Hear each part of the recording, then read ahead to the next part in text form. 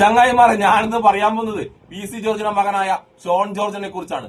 അപ്പനേക്കാളും അഴുക്കായ മകനെ കുറിച്ചാണ്. നമ്മുടെ ഷോൺ ജോർജ് ഉണ്ടല്ല, ഇപ്രാവശ്യം സംഘികളെയും ക്രിസംഗികളൊക്കെ സുഖിപ്പിച്ചിട്ട് പാലായിലുണ്ടല്ല, പാലായിൽ വിജയിച്ചിട്ട് മെല്ലെ MLA ആകാനുള്ള സ്വപ്നം കാണില്ലായിരുന്നു. പക്ഷെ ആ സ്വപ്നത്തിനുണ്ടല്ല, അപ്പനായ പി സി ജോർജ് തന്നെ വെള്ളം കോരി ഒഴിച്ച്. സാധാരണ നമ്മളൊക്കെ കണ്ടത് മക്കളുണ്ടല്ല അപ്പന്മാർക്ക് പണി കൊടുക്കുന്നതാണ്. പക്ഷെ ഇവിടെ ഉണ്ടല്ല, നമ്മളെ പി സി ജോർജ് സ്വന്തം മകനായ ഷോൺ ജോർജ് ഉണ്ടല്ല 8ന്റെ പണിയെടുത്ത് ഒരൊന്നൊന്നര പണി. നിങ്ങൾ എല്ലാരും കേട്ടിരുന്നല്ലോ, ഇന്നലെ നമ്മളെ പി സി ജോർജ് കേരളത്തിലെ ക്രൈസ്തവരെയും ക്രൈസ്തവ പുരോഹിതന്മാരെയും നിന്ന് തെറി വിളിച്ചത്, ഒരൊന്നൊന്നര തെറി വിളിച്ചത്. അതോടുകൂടിയുണ്ടല്ല BJPക്ക് വോട്ട് ചെയ്യാൻ നിന്ന കുറച്ച് ക്രൈസ്തവരൊക്കെ ഉണ്ടല്ല, അവരൊക്കെ കാലുമാറി. അത് മനസ്സിലാക്കിയ ഈ ഇലക്ഷന് പാലായിൽ 8ൽ പൊട്ടുമെന്ന് മനസ്സിലാക്കിയ നമ്മളെ ഷോൺ ജോർജ് ഉണ്ടല്ല, അപ്പൊ തന്നെ പ്ലേറ്റ് മാറ്റി. എന്താ പ്ലേറ്റ് മാറ്റി എന്നറിയാം?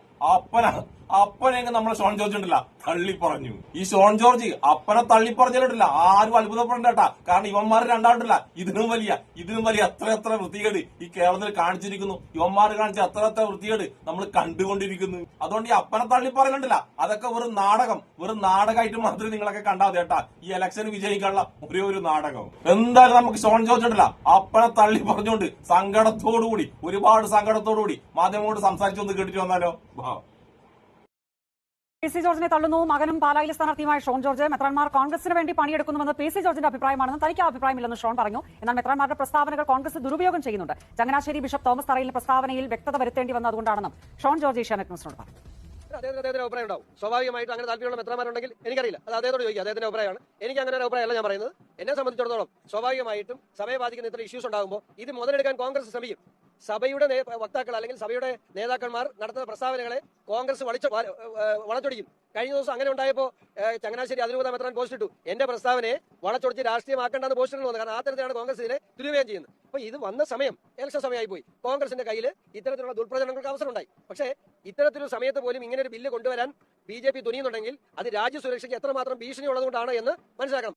എല്ലപ്പ ഇവൻ അപ്പനെ തള്ളി പറഞ്ഞിട്ട് അപ്പനേക്കാളും മോശമായിട്ടാണല്ലോ ക്രിസ്ത്യാനികളെ കുറ്റപ്പാച്ചിട്ടുള്ളത് ഈ വീഡിയോയില്. അതായത് ഈ ഫണ്ട് വരുന്നത് രാജ്യസുരക്ഷയ്ക്ക് ഭീഷണി എന്ന് പറയുമ്പോൾ ക്രൈസ്തവരൊക്കെ രാജ്യസുരക്ഷയ്ക്ക് ഭീഷണി എന്നാണല്ലോ ഈ വേട്ടാവളിയും പറഞ്ഞു വരുന്നത്.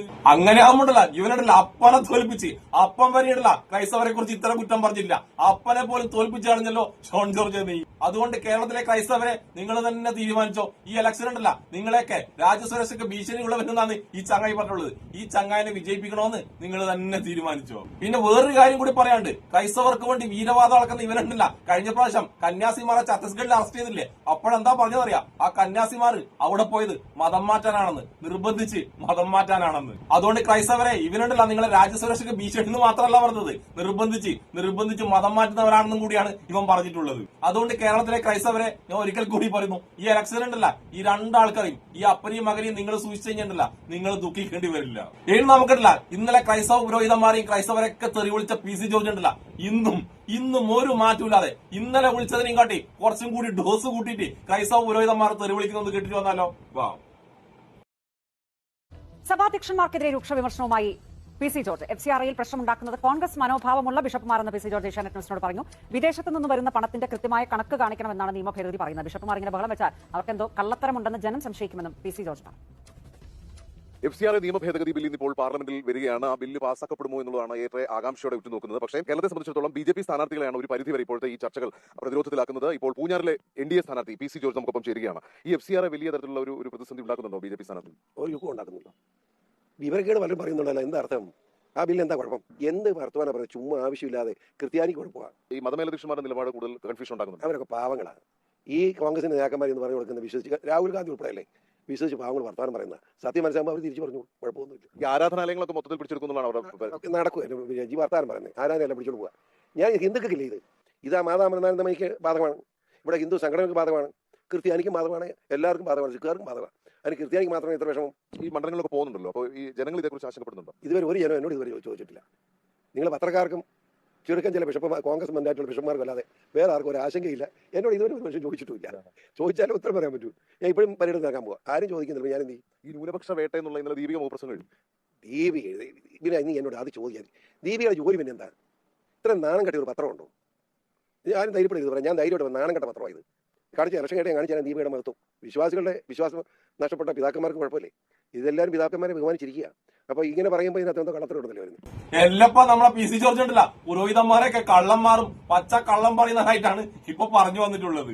അത് മാത്രമല്ല അതിന്റെ കൂടെ ദീപിക ഉണ്ടല്ല, ദീപിക പത്രത്തിന് പുളിച്ച തെറി പറഞ്ഞിട്ടുള്ള ക്രൈസ്തവർക്ക് വേണ്ടിയുണ്ടല്ല ഘോരഘോരം വാദിക്കുന്ന ഒരു പത്രമാണ് ദീപിക പത്രം. ആ പത്രത്തിനെ വരെ നമ്മുടെ പി സി ജോർജ് നിന്ന് തെറി വിളിക്കുന്നു. എന്റെ ദീപിക പി സി ജോർജിന്റെ വായിന്ന് ഇത്രമാത്രം തെറി കേൾക്കാൻ വേണ്ടി നിങ്ങൾക്ക് യോഗം ഉണ്ടായിപ്പോയല്ലോ. പി സി ജോർജ് ഉണ്ടല്ല ഈ അഭിമുഖത്തിൽ ഇന്നലെ പുരോഹിതന്മാരെ തെറി വിളിച്ചില്ലേ, അതിന്റെ ഡോസ് കൂടിയിട്ട് അതിന്റെ 10 ഇരട്ടി ഡോസ് കൂട്ടിയിട്ടാണ് ഇപ്പൊ തെറി വിളിച്ചിട്ടുള്ളത്. അതായത് ഇന്നലെ വിളിച്ചതിൽ ഇന്നലെ പുരോഹിതന്മാരെയും ക്രൈസ്തവരെയും കുറ്റം പറഞ്ഞതിൽ ഈ ചങ്ങായി കണ്ടില്ല കുറച്ചുപോലും സങ്കടമില്ല കേട്ടാ. അതുകൊണ്ട് ക്രൈസ്തവരെയും ക്രൈസ്തവ പുരോഹിതന്മാരെയും ഡോസ് കൂട്ടി തെറി വിളിച്ചാൽ ഈ ചങ്ങായിക്ക് ഈ ഇലക്ഷൻ ഉണ്ടല്ല ഡോസ് കൂട്ടി മറുപടി കൊടുക്കേണ്ടത് കേരളത്തിലെ ക്രൈസ്തവർ തന്നെയാണ്. ഇനി നമുക്കുണ്ടല്ല ഈ വിഷയത്തില് ക്രൈസ്തവരെ രക്ഷിക്കാൻ വേണ്ടി BJP പോയ ജെട്ടി സാബു എന്താണ് പറഞ്ഞത് കേട്ടിട്ട് വന്നാലോ.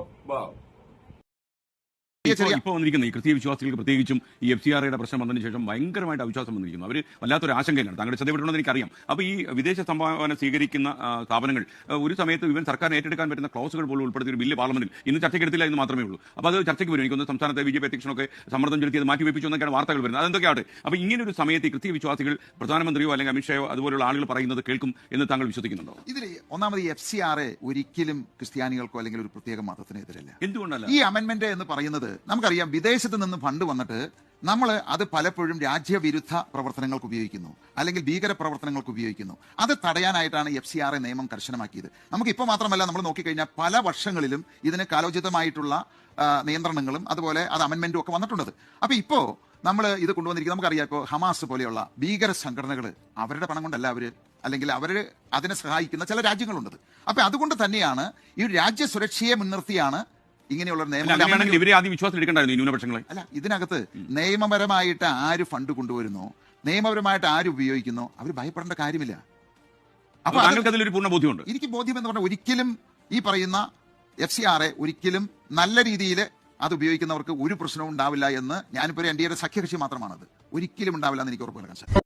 ജെട്ടി സാബു പറയുന്നത് കേട്ടല്ലോ. കേരളത്തിലെ ക്രൈസ്തവരെ രക്ഷിക്കാൻ വേണ്ടി BJP വന്നാലേ ശരിയൊന്നും പറ്റി BJP പോയ ജെട്ടി സാബു ഉണ്ടല്ല, ഈ പണം വിദേശത്ത് വരുന്ന ഈ പണം ഉണ്ടല്ല, ഈ പണമൊക്കെ നിങ്ങൾ തീവ്രവാദ പ്രവർത്തനങ്ങൾക്കാണ് ഉപയോഗിക്കുന്നതെന്ന് ഈ ജെട്ടി സാബു ഇപ്പൊ പറഞ്ഞിട്ടുള്ളത്. അതുകൊണ്ട് ക്രൈസ്തവരെ ഇവനൊക്കെ ഉണ്ടല്ല ജെട്ടിയില്ലാതെ ഓടിച്ചോ, അല്ലെങ്കിൽ നിങ്ങളുണ്ടല്ല നിങ്ങൾ ഓടേണ്ടി വരും. പിന്നെ വേറൊരു കാര്യം, ഇവൻ പറഞ്ഞില്ലേ നിയമപരമായിട്ട് കൊണ്ടുവന്നാൽ കുഴപ്പമില്ലാന്ന്. നിയമപരമായിട്ടാണോ ഈ പൈസയൊക്കെ കൊണ്ടുവരുന്നത്, നിയമപരമല്ലാതെയാണോ ഈ പൈസയൊക്കെ കൊണ്ടുവരുന്നത് തീരുമാനിക്കുന്നത് ഇനി സംഘികൾ മാത്രം. അങ്ങനെ ഇവർ തീരുമാനിച്ചിട്ട് വിചാരധാരയിൽ ഇവർ കണ്ട സ്വപ്നമില്ലേ, ആ സ്വപ്നം ഇവിടെ നടപ്പിലാക്കൂ. അതുകൊണ്ട് ഒരിക്കൽ കൂടി കേരളത്തിലെ ക്രൈസ്തവരെ നിങ്ങളോട് ഞാൻ പറയാണ്, ദൈവമുണ്ടില്ല നിങ്ങളെ മുന്നിൽ ഇപ്പൊ സംഘികളെയും ക്രിസംഘികളെയും തുറന്ന് കാണിച്ചിരിക്കുകയാണ്. സംഘികളുടെയും ക്രിസംഘികളുടെയും മനസ്സിലിരിപ്പില്ലേ, ആ മനസ്സിലിരിപ്പി ഇതിനും നല്ല രീതിയിൽ ഇനി നിങ്ങൾക്ക് ഒരിക്കലും കാണാൻ കഴിയില്ല. അതുകൊണ്ട് ഞാൻ ഒരിക്കൽ കൂടി പറയുന്നു, വിചാരധാരയിലെ സംഘികളുടെ സ്വപ്നം നടപ്പിലാക്കാൻ വേണ്ടി ഇനി ഇതേ പോക്കാണെങ്കിൽ അതേ കാലം വേണ്ടി വരില്ല. അതുകൊണ്ട് നിങ്ങൾ തന്നെ തീരുമാനിച്ചോ, അടിക്കാനുള്ള വടി നിങ്ങൾ തന്നെ വെട്ടിക്കൊടുക്കണോ, അല്ലെങ്കിൽ അടി കൊള്ളാൻ നമ്മൾ തയ്യാറല്ലാന്ന് ഉറച്ചു പറയുന്നു. നട്ടല്ലോടുകൂടി ഉറച്ചു പറയാനാണ് നിങ്ങളുടെ തീരുമാനമെങ്കിൽ ആ തീരുമാനം ഈ ഇലക്ഷൻ ഉണ്ടല്ല കേരളത്തിലെ സംഘിയക്കും ക്രിസംഘിയക്കും നിങ്ങൾ കാണിച്ചു കൊടുക്കണം കേരളത്തിലെ ക്രൈസ്തവരെ. അതുകൊണ്ട് ഒരിക്കൽ കൂടി കേരളത്തിലെ ക്രൈസ്തവരെ പറ്റിക്കാൻ ഇറങ്ങിയ VCക്കും മകൻ ഷോണിനും പിന്നെ നമ്മുടെ ജെട്ടി സാബുവിനും പിന്നെ ഇഷ്ടപ്പെടുന്ന എല്ലാവർക്കും ഒരു നല്ല സുലാൻ.